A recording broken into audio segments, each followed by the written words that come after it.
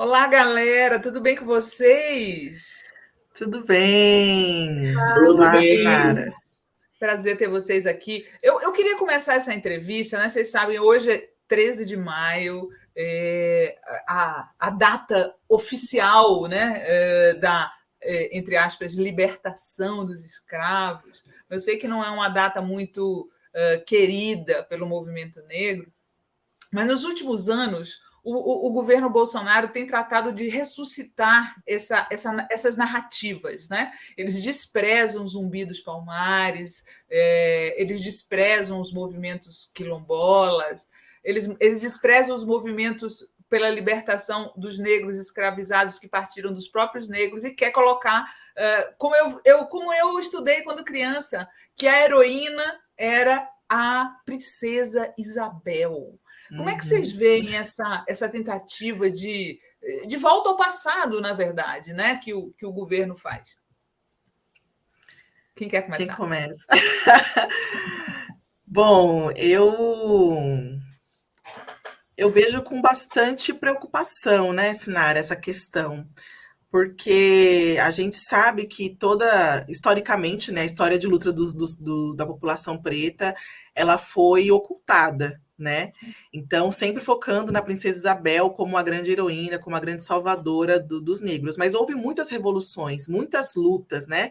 E ela não assinou aquele papel por bondade, ela assinou por conta da pressão dos próprios escravos que estavam se rebelando, que estavam promovendo vários movimentos de insurgência, né, que estavam até surgindo do controle.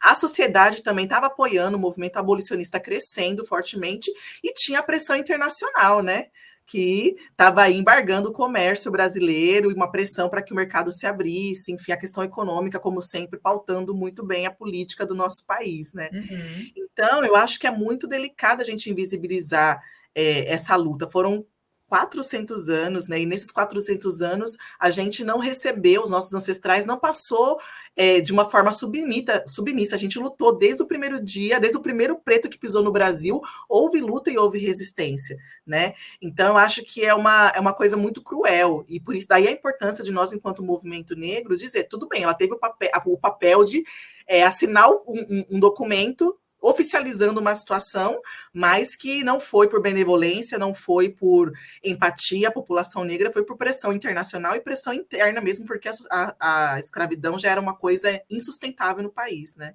Então, acho que isso também é importantíssimo trazer essa perspectiva. Sem contar que ela assinou o papel e o resultado e não planejou e não planejaram nada, né? Tem Sim. relatos, por exemplo, Darcy Ribeiro conta no Povo Brasileiro de jovens, crianças negras que simplesmente os fazendeiros jogaram na beira da Jogaram na rua. estrada. Na É beira da muito estrada perverso. depois da assinatura, né? Então, assim, não Sim. cuidou do futuro, né? Quantas pessoas hoje que estão nas ruas que não são descendentes desses negros escravizados que foram abandonados, né? Sim. O Gog, né, ele tem uma música chamada Carta Mãe África, que ele fala que o opressor ele tenta o tempo todo recalçar essas botas, né? Essa história da escravização no Brasil, ela nos assombra, né, como um fantasma ainda muito vivo, né? Porque a população negra, né? E aí algumas pessoas, né? Quando a gente vai tratar tanto em arte quanto politicamente, né? Sobre esse período, a gente volta a esse período o tempo todo porque ele está o tempo todo nas nossas vivências, né? Quando a gente, né? Recentemente, né? Quando vamos tratar, por exemplo, de ações afirmativas, né? Cotas raciais, que é tentando fazer uma reparação histórica, né? Esse escravizador, ele está o tempo todo nos rondando, né? E esse momento político que a gente vive no país é essa tentativa, né?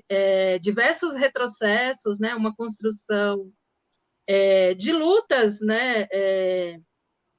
Que vem, né? De muito tempo, né? E que a gente teve alguns avanços, né? Mas aí a gente entende que muitos dos avanços que a gente teve, a gente tem que fazer muita pressão para que existam projetos de lei, né? Que independente de quem estiver no governo, esses projetos têm que continuar, né? Esses programas têm que continuar, né? E aí o que a gente tem vivido nos últimos anos é um desmonte, né?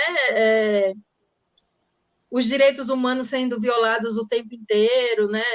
Principalmente com a população negra, a população indígena, né? Então fica o tempo todo, né? Esse fantasma ele está aqui, né? Ele está aqui, né? Esse opressor querendo calçar essas botas novamente, querendo ocupar esse papel, né? E aí o Yuri Marçal ele tem uma frase, né? Que ele fala em relação ao racismo, né? Que enquanto, né, tiver crianças, né? Oprimindo crianças, né? Os nossos filhos vão estar resistindo, né? Então a gente ainda está nesse papel de resistência, né? Porque se a gente se descuidar, a gente volta para aquele período, né? E rapidamente, né? Se a Sem gente sombra de dúvidas. a gente volta, né? Então é isso, a gente está vigilante, a gente tá muito atento, né? E outubro está aí. Sim, hora da mudança, né? Ó, pessoal, o Tyson está falando aqui para a gente que está com uma crise de tosse, ele não está conseguindo participar. Você quer sair, Tyson? Oi, gente. Tá muito ruim. Não vou muito problema para vocês. Então melhor, né? Tudo bem, então eu fico aqui com a Elisandra e a Débora. Que pena que você. Mas aí elas vão falar aqui, conversar aqui comigo. Obrigada. Gente, boa noite. Melhoras, Tyson. Melhor. Boa live para vocês. A melhor eu estarei assistindo. Hoje mesmo estarei assistindo vocês mais tarde. Beijo, gente. Beijo, tchau. Melhoras. Olha só, essa história do que você estava falando, Elisandra, de como permanecem essas coisas até hoje, né? Quando eu convidei vocês aqui para falar do Sarau das Pretas, a gente vai começar a falar sobre isso daqui a pouco, o projeto de vocês, e que seria nesse 13 de maio, a primeira coisa que me veio à memória foi aquela senhora, que vocês devem ter visto, que foi libertada de uma situação de trabalho análogo à escravidão, e que a repórter da Globo emocionou um monte de gente, né? Porque a senhora, coitada, negra, não queria tocar na repórter branca com vergonha, uma coisa, quer dizer, nem parece que passaram tantos anos do fim desse processo, né, gente? É uma realidade ainda para muitas mulheres negras, essa é a verdade. Sim, na verdade, né, legalmente nós somos todos iguais perante a lei, né? Mas a gente sabe que, de fato, o cotidiano ele tem uma outra leitura, né? Da mesma que sempre quando a gente vai falar sobre escravidão, com pessoas brancas e que ainda não tem um letramento racial, né? Falam, mas eu não tenho culpa da escravidão, dos meus antepassados terem escravizado os negros, mas vocês colhem os frutos, né, desse privilégio branco, de ter tido acesso à educação, Sim. a estudo, à economia, e da mesma forma, nós, população negra, colhemos até hoje os frutos de uma ausência de políticas públicas pós-escravidão e de todo o período escravocrata, né? Então, as favelas, né, a ausência, a baixa escolaridade, a precarização, enfim, é o fruto que nós colhemos após 400 anos de trabalhos forçados, né? E aí o que acontece? Como a abolição não aconteceu no Brasil de uma maneira de consciência social, né? Assim, de uma maneira tranquila, foi uma coisa imposta, ela se reconfigurou. Então, passados 134 anos da abolição da escravatura no Brasil, ela é reconfigurada. Então, e o trabalho doméstico é a forma mais perversa de manutenção do trabalho escravocrata no Brasil, né? Tanto é que muitas pessoas que se beneficiavam, né, e se beneficiam até hoje, são contra os direitos trabalhistas das empregadas domésticas, né? E se valem dessa cultura de ter uma pessoa em casa servindo, né, da família, mas essa pessoa é explorada 24 horas por dia.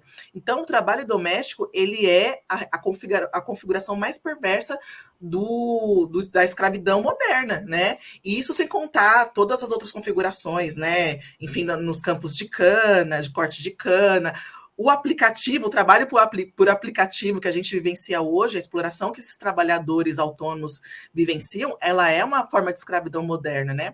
Mas em relação à população negra, principalmente as mulheres, né, que foram inseridas no ambiente doméstico pós-escravidão para manter suas famílias, isso se perpetua até hoje e é muito naturalizado, né? Isso que é o pior, é muito naturalizado uma pessoa permanecer 50 anos vivendo de uma maneira análoga à escravidão, e muita gente acha que ela deveria agradecer pela oportunidade de conviver com aquela família, de servir aquela família. Então, eu acho que o problema é que a gente não tem um letramento racial, né, no âmbito estrutural mesmo, né? As pessoas ainda não conseguem enxergar os impactos dessa política horrível, desse genocídio que nós vivenciamos no nosso país.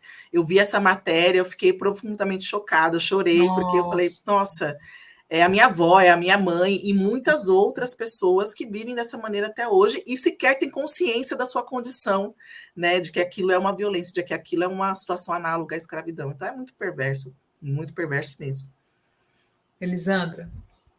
Não, é que eu fico pensando, né, o quanto hoje, né, se a gente tem, por exemplo, né, a gente tem uma intelectual hoje que tem se destacado, né, falando, né, e fez um livro chamado Manual Antirracista, né, porque é isso, né, a situação do racismo estrutural no Brasil, especialmente no Brasil, porque a gente vive aqui, né, mas a gente sabe que o racismo, ele é em todo mundo, né? Em todos os lugares, os negros, né, sofrem com a questão do racismo, né?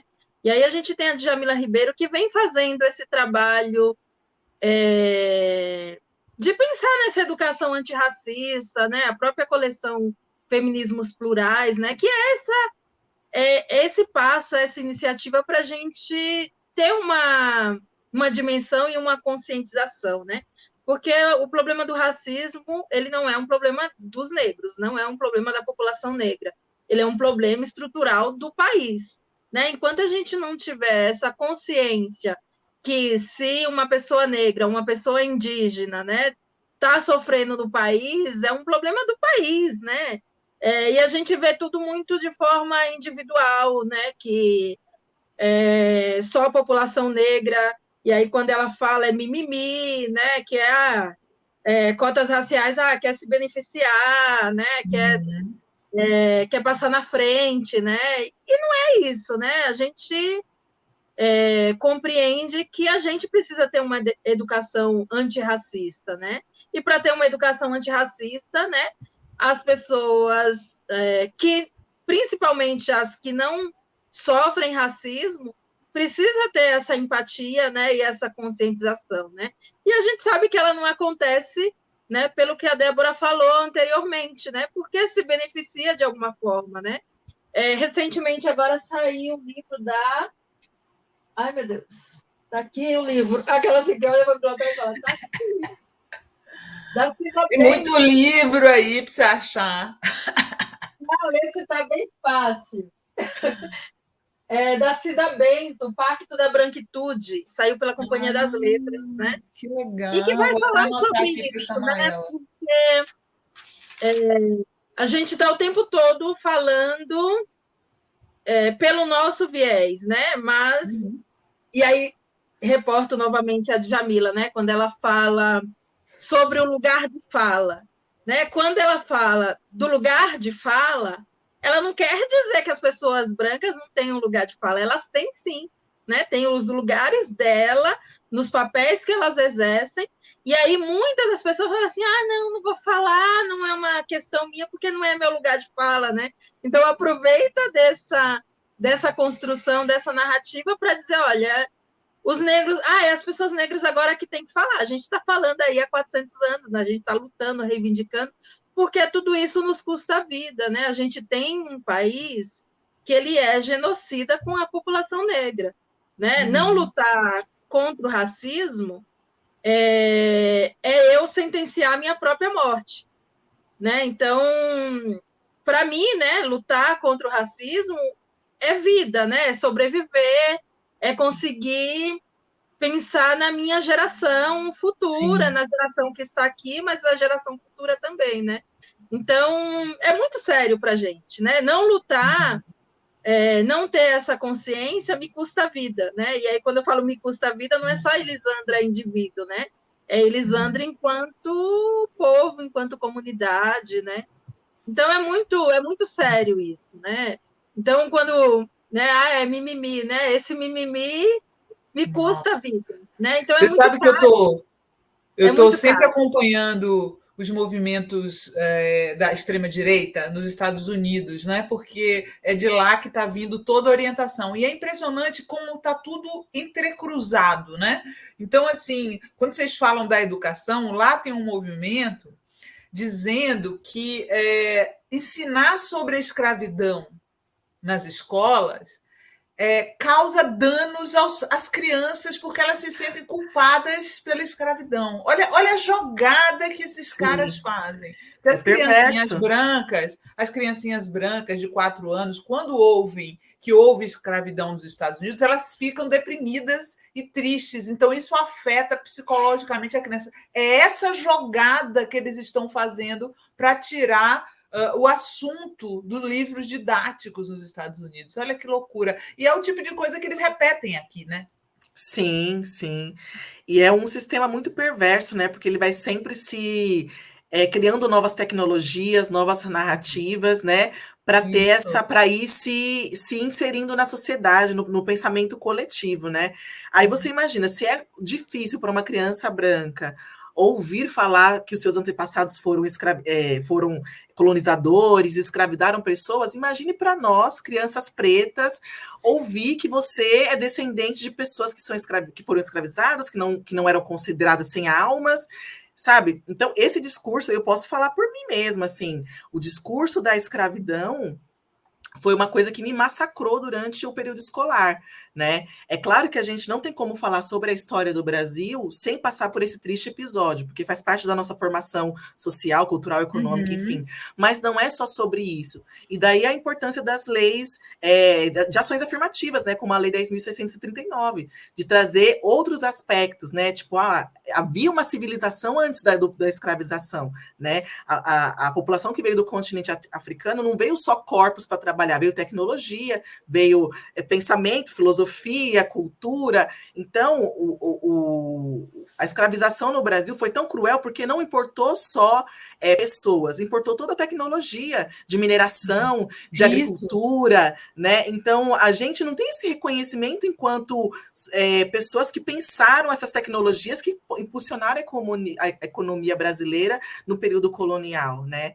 Então, parece que a gente era só máquina, e não, a gente veio com a tecnologia, né? Então, tinham trabalhadores qualificados. Né? As pessoas que foram negras foram para Minas, que eram especialistas, já vinham especialistas em mineração. Isso, exatamente. E isso é muito perverso, né? Porque diminui a nossa importância histórica e também a nossa participação nessa riqueza que a gente produziu, né? Quando a Elis fala do mimimi, essa expressão mimimi é uma coisa que me violenta tanto, porque diminui todo esse processo de violência que aconteceu com os meus ancestrais, com a nossa comunidade, né? E aí, para você ver o quanto é cruel, ninguém fala que o Holocausto foi mimimi, né? Ninguém fala que os grandes episódios tristes que houve na sociedade, na história da humanidade, foi mimimi.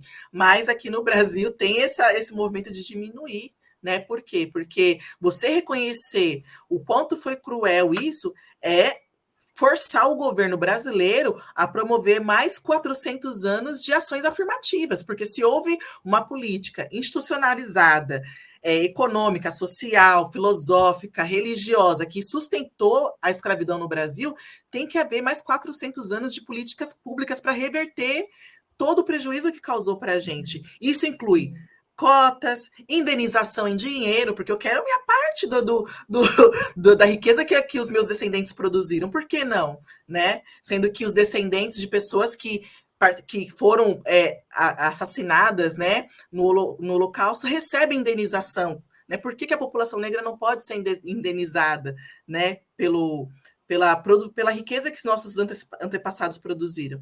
Então, é uma coisa bastante complexa, assim, né, da gente discutir. E é uma coisa que violenta muito quando o outro não reconhece a sua dor, assim, né? Eu acho Sim, claro, imagino. Não, e não é só o outro, quando o governo, né, quando o Estado não reconhece o quão é importante e necessário que hajam essas ações afirmativas para que a gente consiga minimamente reverter, indenizar e equiparar a condição da população negra no Brasil hoje em dia, né? Não, e é bem interessante, né, pensar o quanto o racismo ele é altamente evoluído e tecnológico, né? Porque a gente está num momento, né, que a gente pega algumas redes sociais, por exemplo, que o próprio algoritmo não entrega conteúdos de pessoas negras, né, de produtores, de influencers, né? Então o próprio algoritmo, né, já vai barrando, porque pensando, né, que a gente está no momento que a gente tem, entre aspas, né, o acesso, né, a essa rede, a fazer essa própria comunicação, né, de poder difundir outras ideias, e o próprio algoritmo já barra, então aquele conteúdo ele não chega, né, não alcança o que deveria alcançar, porque ele não é entregue, né? Então a gente percebe que os mecanismos eles são muito evoluídos, né, em relação tanto pessoalmente, né, socialmente, como tecnologicamente, assim, né? Porque se a gente está num momento, né, que, entre aspas, a gente está todo mundo tendo acesso, porque um conteúdo chega mais do que o outro, né? Então é muito... A gente percebe que a nossa luta é muito grande, né? Até quando a gente imagina que esteja... A gente imagina, né? E acredita, estamos aqui num espaço democrático, tal, né? Que a gente, né? A pandemia veio... eu não gosto de falar assim, veio nos ensinar, né? Porque eu acho que a pandemia foi um desastre total. Foi. Um desastre, não dá para dizer, tivemos ganhos com a pandemia, né? A gente teve alguns, né? Aprendizados. Uns aprendizados, né? Dolorosos, né? Mas, por exemplo, né? Essa coisa da gente poder fazer entrevistas, né? Poder conversar com pessoas de outros países, né? Teve umas conexões bem bacanas. Essa coisa do streaming, né? Da possibilidade de você fazer reuniões online, realmente foi uma revolução na comunicação. Para a gente, então, Elisandra, que faz imprensa independente, só tem esse programa porque isso se tornou possível, né? Sim. Nossa, e como foi bom para a gente economizar tempo, né, gente? Uma reunião online, rapidinho. A gente atravessava a cidade para se encontrar. Não que a gente não possa fazer... né? A gente era um dilema a gente conseguir tirar uma data para se encontrar, para fazer reunião. Hoje a gente fala 2 horas, a gente resolve nossa questão, né? Aí fica assim, né? Tipo, não, o que... Tem coisas que um e-mail ou uma reunião online resolve, né? Mas essa pandemia mesmo, né? Eu acredito que se a gente tivesse em outros governos, né, em governos passados, até se fosse governo Fernando Henrique, não teria sido tão desastroso como foi. A gente ter vivenciado isso com uma pessoa que é uma pessoa, né? Eu nem sei consigo considerar que é uma pessoa, né? Porque é tão complicado, né, o que a gente está vivenciando, né? E fico bem apreensiva, né, que a gente pode ter surpresas bem desagradáveis, né, até outubro aí, né? Sim. Espero que não, né? Espero que não. Espero que a gente... A gente tem que tomar muito cuidado, né, com essa coisa, no primeiro turno, vou tentar outra estratégia. Gente, não dá tempo. Tem que ir para ganhar. Tem que ir para ganhar. Não dá para ficar pensando, né? Porque por muito pouco a gente fez isso, né? E deu no que deu, né? Então a gente tem que tomar muito cuidado. Eu sempre eu tenho evitado, né? Geralmente quando eu pego um carro de aplicativo, né? Eu vou meio que sondando e perguntando, sempre acabo em política, né? Então eles têm umas opiniões assim que eu falo, gente, é perigoso, é uma população grande, né? E aí você vai olhando, você fala assim, gente, tá meio indeciso, né? É Tá porque meio a tipo internet 50-50. Então, se a gente descuidar, a gente Ele fica pode mandando o ficar pessoal usar condicionado. arma, né? Você já fica criando um clima de terror na sim, população, né? Uma pessoa assim mais simples, ela vai pensar assim, nossa, tô até com medo de ir para a rua. Vai ficar até com medo de ir para a rua votar, porque tem sim. uma galera do Bolsonaro com a arma na mão, e esse pessoal é capaz de tudo, né, gente? Mas ó, A gente, eu queria quero sexta-feira, mudar o clima, né? em geral, o pessoal vem aqui no programão para também ouvir coisas bacanas e eu trouxe vocês também para falar sobre o Sarau das Pretas, que é o projeto de Sim. vocês, que já tem 6 anos, e eu queria que as pessoas que estão assistindo a gente aqui conhecessem o trabalho de vocês. Ambas são poetas. Deixa eu mostrar aqui a capa do livro. O pior é que trocou aqui a gestão da live, eu não sei como ficou a história dos prints. Eu vou. Tá aqui, olha só. O print do livro da Débora, Coroações, e o da Elisandra, que já foi indicado, inclusive, aqui pela Alessi Brandão no programa. Olha que capa maravilhosa. Quem pode acalmar este redemoinho de ser mulher preta? E elas também lançaram um livro coletivo, né? Narrativas Pretas, que aí junta. É só poesia? Não? Cadê a capa do Narrativas Pretas? Está aí também, Tati? Olha só. Antologia poética, sim, só poesia. Conta aí pra gente, conta um pouquinho. Eu queria que vocês começassem no começo. Contassem pra gente como que é essa história do sarau. Bom, o Sarau das Pretas, ele surgiu em 2016, eu sou a idealizadora do coletivo, e ele vem nessa proposta de pensar, dentro do universo dos saraus literários, um sarau temático protagonizado por mulheres pretas, né? O movimento de saraus aqui na cidade de São Paulo, ele é muito expressivo, tem 20 anos, né? E ao longo dessa história, nós mulheres viemos tentando cavar alguns espaços, né, dentro desses coletivos que a gente teve experiências, e sempre tivemos essa sensação de que a pauta da mulher negra não era muito bem acolhida, né? A pauta da mulher em si... Mesmo dentro desse movimento? Mesmo dentro do movimento, porque assim... O machismo e o racismo são questões estruturais. Então, o fato de você ser artista, de você ser esclarecido, de você ter acesso a determinados espaços de reflexão, não te exime de ser um cara machista, por exemplo. Tem cara que vai para o sarau, que faz poesia falando da mulher e que chega em casa e não tem coragem de lavar um copo, entendeu? Que oprime a mulher pela roupa que ela está usando. Então, questões estruturais perpassam a nossa identidade e a nossa própria formação. Você é um movimento diário, né? Porque quando a gente se pega, a gente está tendo uma fala homofóbica, a gente está sendo machista, sabe? Então, é um momento, é um processo de vigilância constante. Você quebrar esses movimentos, né, internos da gente, que as influências sociais, ela é muito difícil. Então, dentro do movimento de sarau, como em qualquer movimento político-cultural, tem racismo, tem machismo, tem assédio, tem tudo que você pode imaginar, né? Ai, não é só flores, né? E aí a gente... Tipo o sarau da Cooperifa? Oi? Tipo o sarau da Cooperifa? Então, eu não frequento sala da Cooperifa com bastante frequência, fui algumas vezes, mas eu digo de modo geral, eu não gostaria assim, de fazer uma fala específica sobre um coletivo, mas assim, de dizer que mulheres que frequentam esses espaços já trouxeram essa fala que em algum momento não se sentiram acolhidas ou que sofreram alguma situação que a gente achou que era importante criar um espaço seguro de sarau para que a gente pudesse falar sobre essas questões, né? Não necessariamente sobre o que a gente vivenciou, mas o que a gente experiencia enquanto mulher numa sociedade, né? E às vezes é tudo muito sutil, né? Não é tipo, né? Existem casos, né, de situações, né, que a gente acabou mediando, né? Sobretudo as mulheres, né, frequentadoras do espaço. Mas é que também tem essa, né? Claro que nos movimentos de mudança social, isso vai ser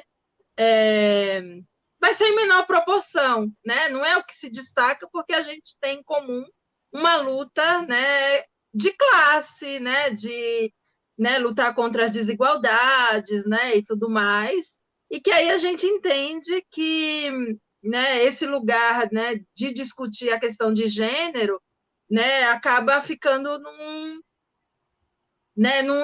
outro momento, né, quando der tempo, né? Então, por isso acho que a Entendi. Fica em necessidade segundo plano, né? Isso. não é nem hierarquizando, né, as opressões, né? Mas a gente vivencia enquanto mulheres e aí a gente observando o quanto a arte das mulheres ela está em segundo plano, né?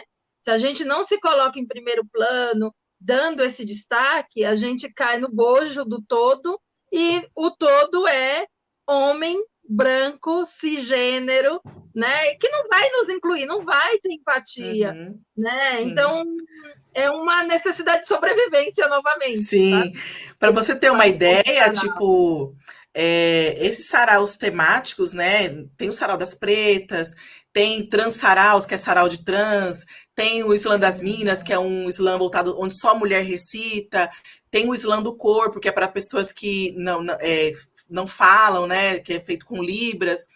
Então, houve essa necessidade das especificidades criarem espaço para se manifestar, porque a gente não era acolhida nesses outros lugares. Houve até um momento que as mulheres que chegavam em sarau fazendo poesia feminista eram consideradas mulheres mal comidas, gente. Mas o que tem a ver? Tipo, a mulher infeliz vai lá, sabe? Tipo, lá vem a mal comida, né? Essa aí tá precisando de um homem para fazer poesia de amor. E não, a gente quer falar de amor, mas nem sempre a gente tem outras urgências também, né? Sim. Então, em 2016, eu já vinha num processo aí de quase 10 anos de caminhada por diversos coletivos. Eu tinha uma necessidade muito grande de ocupar esse espaço de protagonismo enquanto uma mulher que quer trazer suas questões, né? Então, eu convidei as outras integrantes do Sarau, né? A Elisandra Souza, a Jo Freitas e o Tyson.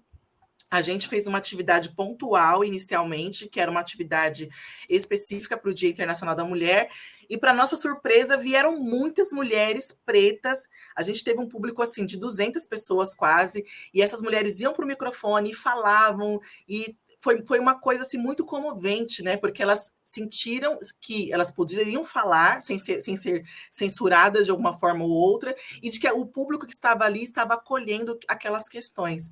Então, ao final da atividade, as pessoas vieram perguntar para a gente quando que seria o próximo sarau, escreveram, mandaram mensagem, e aí a gente percebeu que a gente tinha legitimidade para seguir com esse trabalho, que realmente, dentro dessa cena de saraus periféricos, havia uma lacuna de um espaço para essa temática. Então, a gente decidiu seguir com o Sarau das Pretas.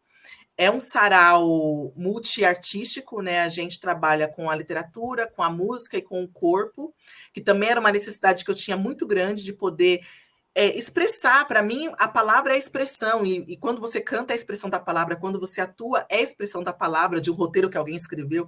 Então, para mim, a palavra, ela não está só num livro impresso, a palavra, ela é multiversa, né?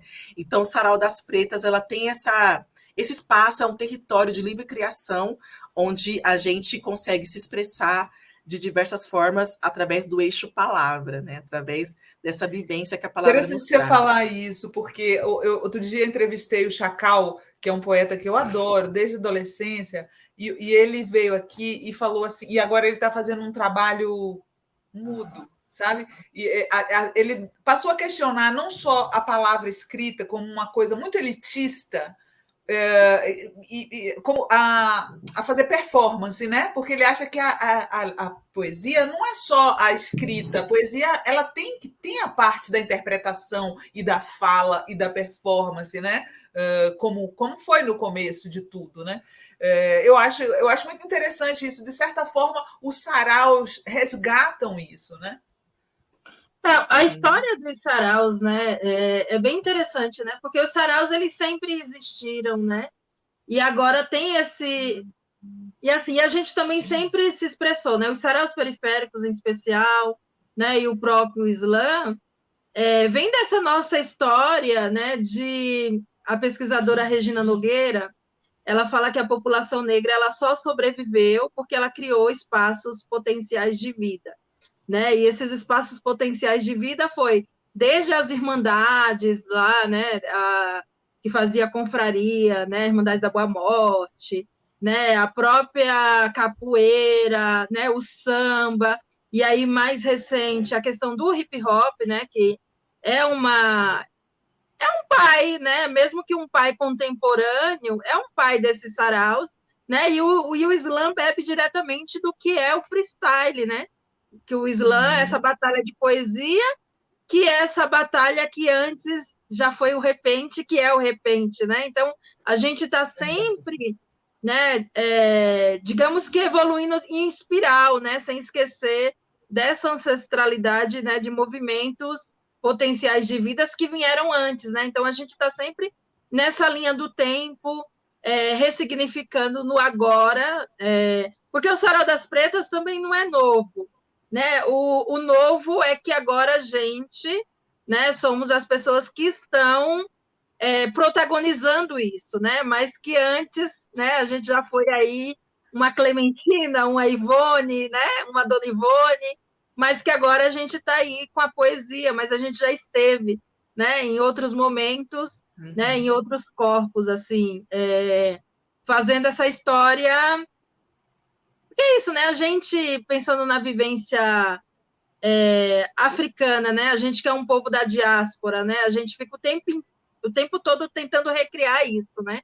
Porque a arte, né, nas populações africanas, ela é vivência do cotidiano, né? Você faz música, dança, né? Como você bebe água, né? Como você come uma comida. E aqui no Ocidente a gente foi separado disso, né? Na verdade, a gente já veio separando, né? E tudo que a gente faz é com muita resistência, né?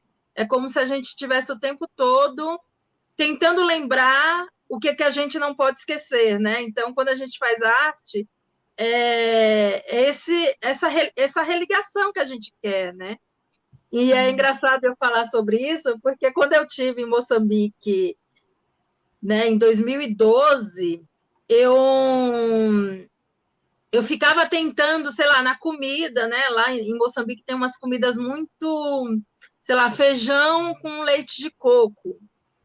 Aí eu falava assim, nossa, mas lá no Brasil, sei lá, faz um feijão, uma comida com leite de coco e azeite de dendê. Então, o azeite de dendê é da Nigéria, o leite de coco é Moçambique. Então, a gente é muito multicultural. E aí, sei lá, tem a farinha de mandioca, que é indígena. Lá na Bahia tem feijão com coco, sabia? Sim, sim. Não, em Bahia é uma diferença direta, assim, né? Sim, Bahia é feijão de coco. E assim, o Pierre Verger fala no Fluxo e Refluxo de toda essa troca que houve, né? Sim. Então, tipo, quando a gente faz, né, o Sarau das Pretas, né, a gente fica fazendo esse xirê, né, essa reconexão, né, muito com bom. Essa lembrança, né? Porque a África, né? A África, e pensando no continente africano, ela não é mais o que foi, né? Porque a gente fica tentando ou santificar, né? Ou colocar num lugar que hoje, né? O continente africano ele é também contemporâneo. Ele não é esse lugar para a gente olhar como um lugar do passado. O lugar da nossa memória. Sim, né? E aí só estando lá que eu fui perceber o quanto nós, negros, né, brasileiros, a gente também tem essa mistura mesmo, e aí sem ir para o lado da democracia, né, do mito da democracia racial. Adoraria que a gente vivesse, né, numa democracia racial, né, mas a gente tem essas três raças no nosso cotidiano. E claro que a gente, enquanto Sarau das Pretas, enquanto mulheres negras, a gente politicamente escolhe enfatizar a nossa vivência enquanto mulheres negras, né? Então, trazendo toda essa herança cultural, né? Essa herança que foi passada pela diáspora, mas a gente, né, tem esses três aí sambando aqui no nosso cotidiano, sabe? Olha só, em fevereiro vocês estiveram no Teatro Municipal em São Paulo, fizeram uma apresentação no Teatro Municipal lotado e que, obviamente, todo mundo remeteu à Semana de Arte de 22 né, que está completando agora 100 anos. Né? E aí me veio à cabeça, Elisandra e Débora, de quanta diferença, né? Porque a Semana de Arte 22, com toda a vanguarda que ela foi, ela e falou também da questão brasileira, falou da antropofagia, né? Falou, mas era uma coisa feita pela elite, né? Era uma coisa feita pela elite, a maior parte homens da elite, né? Tinham algumas mulheres, mas a maior parte eram homens da elite, e assim, os negros ficaram à parte da Semana de Arte Moderna. Né? Então, como é que vocês se sentiram em fevereiro, pisando naquele palco com toda essa bagagem na cabeça? Olha, Ô, Débora, eu posso fazer o poema e aí a gente vai... Claro. Eu fiz um poema chamado Carta Aberta aos que não vieram. Essa noite, oferto o meu corpo e minha alma aos que não vieram, aos que não foram convidados, aos que ficaram da porta para fora, aos que sobem escadas e só entram pelo elevador de serviço. Oferto as minhas palavras como rezas que não fizemos, os meus versos declamados para os que não leem. Oferto minha resistência aos que foram silenciados. Como diz o poeta Sérgio Vaz, a arte que liberta não vem da mão de quem oprime. Essa noite, oferto meu corpo e minha alma aos que não vieram, aos que não foram convidados, aos que foram barrados no baile, como cantou Edson Gomes, às que nasceram Tacilas e morreram como Cláudias, às que não se calaram e morreram como Marielle. Oferto os meus poemas às mães de maio. Exponho nesse palco todo o sangue derramado dos seus filhos. Grafitaremos em todos os muros. Racistas otários nos deixem em paz, ou fogo nos racistas, tanto faz. Queremos ocupar para resistir e vamos resistir ocupando. Essa noite, oferto meu corpo e minha alma aos que não vieram, aos que não foram convidados. Faço de mim uma tela dessas de cinema e exibo essa escadaria da porta para fora, onde nasceu o movimento negro unificado. Já repararam que as reivindicações não mudaram? Continuamos assassinados pela polícia, espancados a céu aberto, não nos deixam entrar nas piscinas e continuamos ser olha o pretinho, olha a pretinha, vendo tudo do lado de fora. Essa noite, oferto meu corpo e minha alma aos que não vieram, aos que não foram convidados. Faço de mim um caderno, desses encontrados no lixo. Salve Carolina, mais casa de alvenarias e menos quartos de despejos. Somos Ruth Guimarães, nas nossas águas fundas. Somos Miriam Alves, a luta é tramada na língua dos orixás. Esmeralda Ribeiro, nunca me verás caída ao chão. Elza Soares, cantando para não enlouquecer. Faço de mim um sarau, desses que acontecem no bar, na porta do bar, nas escadarias, nas praças ou nas estações do metrô. Somos a arte dos esquecidos, daqueles que as pessoas não sabem. Será que é arte ou é protesto? Será que é arte ou é panfleto? Será que é arte ou o corpo sangrando em movimento poético? Somos Sarau das Pretas, Sarau do Binho, Elo da Corrente, Brasa, Quilombaque, Coperipa. Essa noite, oferto meu corpo e minha alma aos que não vieram, aos que não foram convidados. Uhul! Muito bom! Lindo demais! É verdade. Quanta gente ficou de fora, né? Sim, historicamente, né? E para a gente foi uma conquista, né, enquanto coletivo, porque, como eu disse, né, o movimento de Saraus ele tem 20 anos, né? E a nossa trajetória é bastante recente, são 6 anos. E aí, quando a gente recebe esse convite, a gente entende que o nosso trabalho é bastante representativo dentro desse cenário. Então, para nós foi um grande presente, assim, né? E foi extremamente emocionante, porque a gente percebeu que as pessoas foram lá para nos ver, né? Para ver o Sarau das Pretas, as Clarianas, o Sarau do Binho, todo mundo que foi ali representar a cultura periférica naquele palco. A gente olhava lá de cima do teatro, a fila fazendo, rodando assim em torno do teatro para entrar, e a gente ficou assim, gente, mas a gente está participando da história, né? Na verdade, eu acho que a história ela é cíclica para dar a oportunidade da gente corrigir alguns erros do passado, né? Então, lá no passado, era não pelo contexto social, né? A Semana de Arte Moderna aconteceu quase 40 anos após a abolição da escravatura. Então, obviamente que não teriam artistas negros ocupando aquele espaço. Isso era fato, né? Porque ainda era muito incrustado na sociedade ali, né? Quem é o papel do negro na sociedade. Então, passados 100 anos, a gente recebeu um convite da Prefeitura de São Paulo para ocupar aquele espaço. Também é uma forma de reparação histórica. Eu acho que a história ela dá essa oportunidade para a gente, enquanto governo, enquanto sociedade, repensar e corrigir algumas coisas. Então, a programação da Semana de Arte Moderna está sendo uma programação bastante cuidadosa, que está acontecendo em diversas linguagens, em todas as linguagens da nossa cidade, e que está tendo essa oportunidade de trazer essas pessoas que ficaram à margem. Então, na programação, tem negro, tem gay, tem lésbica, tem gente da cozinha, tem gente... Então, está sendo E tem os clássicos também, né, que fazem parte. A cultura erudita também faz parte dessa história. Então, está sendo uma antropofagia, onde todo mundo está podendo comer um pouquinho desse prato e dizer que nós... construímos a história cultural desse país também e estávamos ali participando com muita alegria.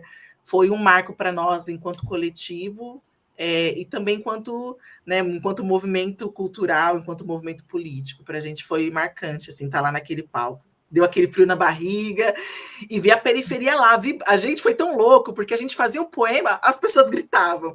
Tava todo mundo assim, eufórico em ver a gente ali naquele palco, se sentindo representado. Então foi muito emocionante. Acho que eu posso dizer que... Catártico, né? Foi catártico, foi. Foi uma noite, né, que ficou, né, para a nossa história e para a história das pessoas que passaram por ali, né? Porque foi muito... Assim, se a gente, né, antes pensava que a gente não tinha um reconhecimento, tal, ali foi um reconhecimento e um reconhecimento dos nossos também, né? Que sei lá, foi muito incrível, assim, foi muito bom estar viva e presenciar aquele momento, né? Sim. Ainda mais, assim, que era um dos primeiros eventos pós-pandemia. A pandemia não acabou ainda, mas, assim, que as pessoas estavam podendo ir presencialmente no evento também. Ainda tinha depois de muito tempo, né? Essa importância também, né? Do retorno, né? A retomada, né? Sentir, tipo, vamos ver quem sobreviveu, né? Estamos vivos. Era aquele, tipo, estamos vivos, estamos aqui. A gente não vai sucumbir, a gente sobreviveu, né? Então foi muito emocionante, assim. Sim, foi muito e uma fala que a gente sempre tem um momento da nossa concentração antes de entrar no palco, né? Onde a gente fala assim: segura sua mão na minha, para que juntas possamos fazer aquilo que eu não posso fazer sozinha. E a gente sempre repete muito esse mantra, porque é compreender que através do coletivo a gente chega em determinados lugares que a gente não chega individualmente. E a gente entrou no Teatro Municipal entoando essa frase, né? Seguro sua mão na minha, para que juntas possamos fazer aquilo que eu não posso fazer sozinha. E assim, a Débora Garcia provavelmente não entraria sozinha no Municipal, a Elisandra Souza também não, o Tyson também não, a Jo também não pelo nosso trabalho ser menor, mas porque é no coletivo que ele ganha essa potência, né? Então a gente só estava ocupando aquele espaço porque nós estávamos em coletivo, né? E aí fortalece muito a nossa filosofia enquanto povo preto, né? Juntos, é no coletivo que a gente avança. Ubuntu, né? É um Ubuntu, é no coletivo que a gente avança. Olha só, nos últimos anos, a gente tem observado no Brasil, né? Parece. Eu até acho uma vergonha isso. Nos últimos anos, a gente tem observado no Brasil que aumentou a visibilidade dos autores e autoras negros, né? Eu vi uma entrevista que a Débora comenta que, quando era criança, não se identificava com os clássicos da literatura, tanto as narrativas, quanto os autores, quanto os personagens. Vocês acham que isso está mudando? Sim. É, com muita luta, mas tá mudando sim, né? Tem muitas pessoas, acho que a Elisandra até pode falar melhor sobre isso, né? Porque ela trabalha diretamente com edição de livros, né? Eu tenho algumas experiências, mas não me considero uma editora, não é o meu foco principal de trabalho, né? Mas a gente tem mudado é, com muita luta, porque não é fácil você publicar um livro, né? Publicar um livro, ele é dispendioso, tanto do tempo de você escrever, quanto de você materializar a obra, né? Então, a gente tem trazido esse recorte, né, da literatura negra feminina, da literatura afro-brasileira, enfim, são várias denominações para trazer essa especificidade e dizer que a literatura universal não abarca as nossas especificidades, né? Tem muita gente que é contra, vocês ficam rotulando a literatura, literatura é literatura, arte é arte. Isso num país ideal, onde todo mundo tivesse condições de publicar, né? É possível num país onde 54% da população é negra, né, é afrodescendente, você dizer que não tem escritores negros, né? Não tem escritores negros ou as pessoas negras não têm oportunidade de publicar? Então, essa provocação que nós fazemos, né? O maior autor brasileiro, o Machado de Assis, eles queriam dizer que era branco. Sim, justamente. O autor. Justamente.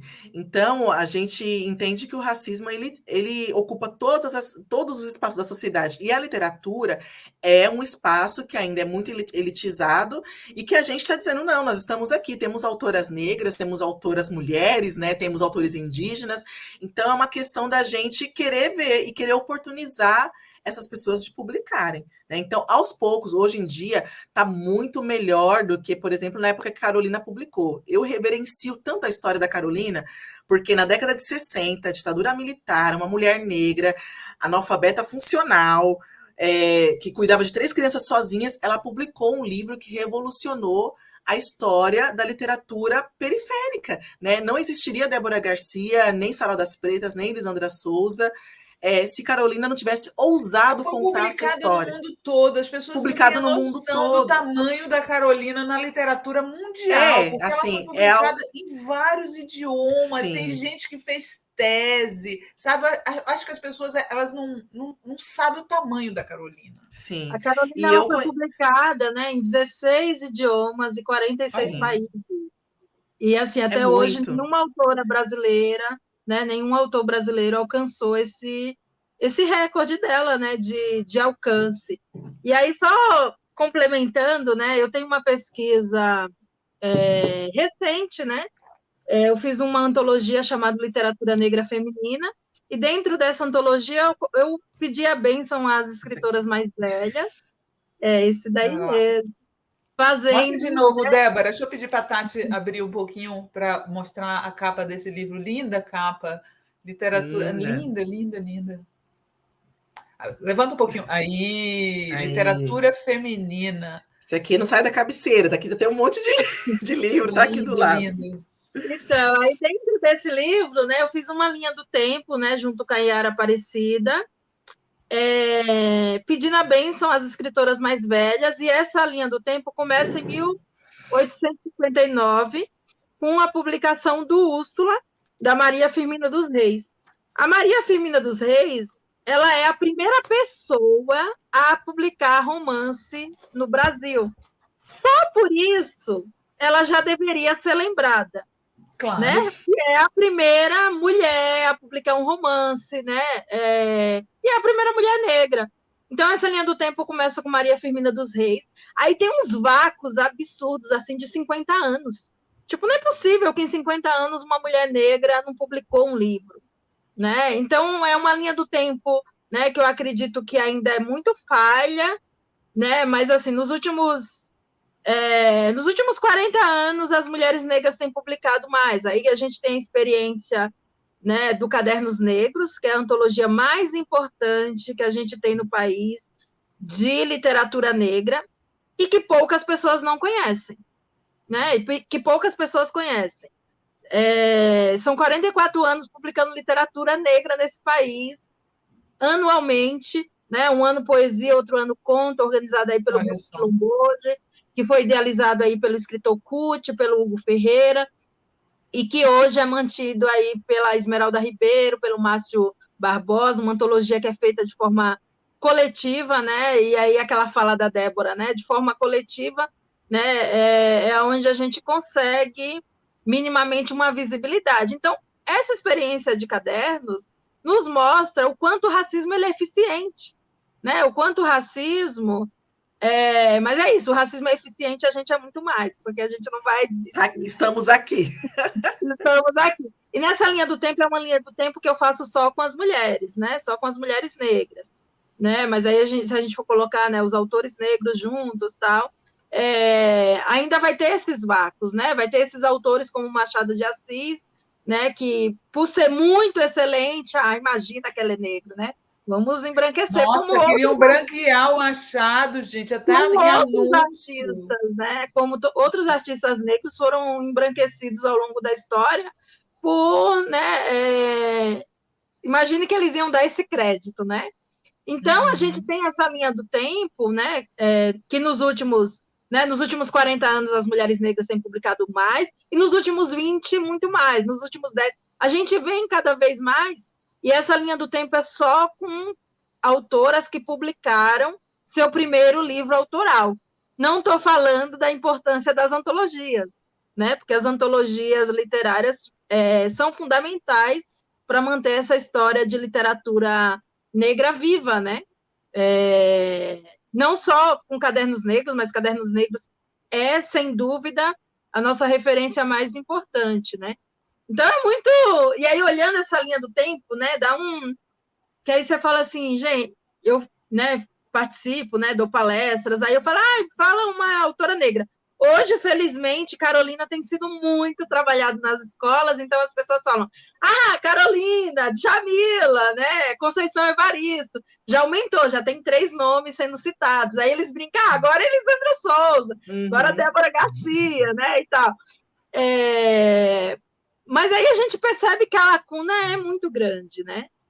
Mas que a gente está aí plantando nossas sementes, né? Espalhando essa história e dizendo, olha, teve mais de uma mulher negra que ousou escrever, né? E Carolina, sem dúvida, é uma fonte inesgotável de inspiração, porque é uma história que nasceu para não dar certo, né? Ainda que a Carolina, né, quando estava já no final da vida, ela voltou a ser catadora de papelão, né, e tudo mais, né, teve uma morte bem, bem difícil, né, na pobreza, né, e tudo mais, né. Então a gente espera, né, e o nosso sonho e a nossa luta é que as escritoras negras sejam reconhecidas em vida. A gente, né, fica feliz que a gente tem feito esse resgate, né. Tem uma outra escritora, por exemplo, que é a Ruth Guimarães, que é contemporânea, inclusive, do Mário de Andrade, que publicou Água Funda, que é um romance incrível, e era uma artista que, além de tudo, era tradutora de russo. O que a gente conhece que é tradutora de russo? Né? Uma mulher negra. Não é, menina? Era tradutora de russo. Só isso. Deixa eu falar uma coisa para vocês. A gente já está terminando aqui nossa entrevista. O tempo passa rápido aqui. Eu falei para vocês no começo. Que eu não queria deixar de comentar, fazer uma pergunta, eu queria que vocês respondessem rapidinho, mas eu estou muito curiosa para saber a opinião de vocês sobre a questão Monteiro Lobato. O que vocês acham? Vocês acham que os livros de Monteiro Lobato devem ser lidos nas escolas contextualizados ou eles devem ser abandonados? Olha, eu não daria Ibope para ele, na real. Eu acho que ele não merece ser citado nesse final de entrevista, né? Eu acho que a Débora poderia fazer um poema. Não, mas calma, não vou terminar com isso, não. Calma. É só uma curiosidade. Para mim, eu posso invisibilizá-lo, como se eu tivesse esse poder. Ótimo. Não existe, para mim, poderia não existir. Olha, para mim, eu particularmente tive bastante acesso à obra do Monteiro Lobato quando eu era criança, mas nem eu, nem os meus pais tínhamos a leitura que a gente tem hoje, né? E aí eu acho que assim, o ideal seria, porque é o registro de um tempo e de um pensamento que aconteceu. Então, o ideal seria né, manter e trazer essa contextualização do registro daquele tempo. Mas eu considero que hoje, né, não, é assim, não, porque senão acaba sendo uma censura, assim, sabe? Eu acho que a gente tem que trazer, é o registro de um tempo, né, de uma história, e que a gente precisaria ser apresentado de uma forma contextualizada. Mas, considerando o país que nós vivemos e que é uma briga para você poder trazer história e cultura africana, para você discutir questão racial na escola, é muito loteria você encontrar um professor que vai lá apresentar a obra e contextualizar da forma que seria ideal para que os alunos compreendessem que aquilo não é adequado. Então, considerando isso, eu avalio que não deveria constar no currículo obrigatório. Eu acho que não deveria ser apresentado na escola mesmo, porque a gente vive nas escolas hoje em dia, é uma disputa de narrativa. Então, a gente só conseguiu hoje entrar no ambiente escolar porque tem professores que são parceiros, que vão nas saraus, que compram o nosso livro, que levam, que quando vai ter compra de livro na rede, apresenta o nosso livro. Mas não é todo mundo que está disponível para sair da sua zona de conforto e fazer uma reflexão sobre a obra do Monteiro Lobato, de uma forma que... Minha amiga elegante. Eu fico tão feliz. Então eu acho que não. Eu tirava o Monteiro e colocaria narrativas pretas e carolinas, que o Sam Oliveira, que ali o papo tá reto, tá dado, e não vai dar margem para leituras equivocadas. Meu sonho é ser política. A minha experiência com Dá esse recado de forma elegante. Você viu que eu já sou mais barraqueira. É interessante porque a minha relação pessoal com a obra do Monteiro Lobato, Sítio do Pica-Pau Amarelo, eu sempre gostei muito de fábulas. Então, meus livros que eu gosto do sítio são Histórias da Tia Anastácia e As Fábulas da Dona Benta. São as duas histórias, os dois livros que têm fábulas. Mas vocês sabem que outro dia eu estava olhando de novo esse livro, relendo as histórias, né, que me marcaram muito, os contos, e nos comentários eles eram racistas. Nossa, é impressionante. Eles eram racistas com a tia Anastácia no livro de fábulas. Então, assim, não tem como você fugir. Eu poderia dizer assim, eu nunca percebi nada porque eu só li as fábulas. Mas toda vez que termina a fábula, eles comentam. E nesses comentários, ela é atingida racialmente. É impressionante como ele era. Então, eu penso que assim, a gente tem que dar espaço para narrativas diretas e positivas, né? Então, por exemplo, a obra da Kyu-san, a obra da literatura infantil da Kyu-san é maravilhosa. A Cidinha da Silva tem livros infantis muito bons. Então, assim, a gente não pode ficar contando com a boa vontade de um professor que vai contextualizar, né? Então, realmente é dar espaço para quem está com a linguagem alinhada ao que a gente precisa, né? E nesse momento. Bom, antes da Débora terminar aqui com um poema, como a Elisandra propôs, e eu adorei, a gente vai colocar aqui, vocês sabem que todo mundo que vem aqui no programa traz as suas dicas culturais para vocês, e elas trouxeram 3 dicas culturais de passeios na cidade de São Paulo, eu acho, né? São a primeira, Museu Afro-Brasil, a gente tem foto, olha que coisa linda lá no Ibirapuera. É lindo. A Parelha Luzia. Yes, nosso quilombo urbano. E o Espaço Clariô de teatro. Que legal, né? Fiquei curiosíssima de conhecer. Aí eu queria que vocês explicassem para as pessoas por que vocês resolveram dar estas dicas. Quer falar, Elis? Posso falar.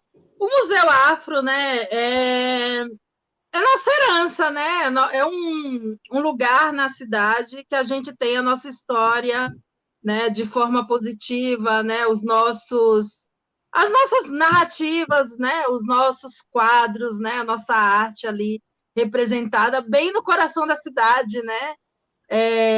Então é muito bacana, né? O museu, né? Tem um espaço, tem uma biblioteca, inclusive, com o nome de Carolina Maria de Jesus, né?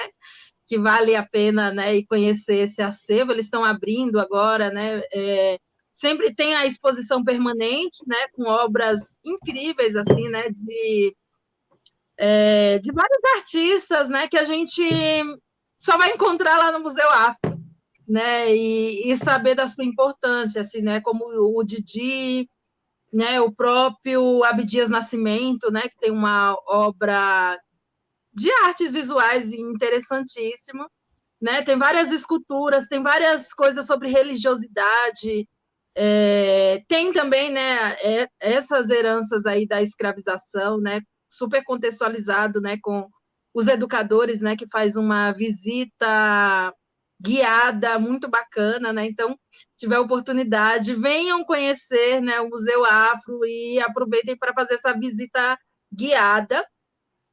O segundo espaço, você vai comentar algum ou eu posso comentar todos, Dé?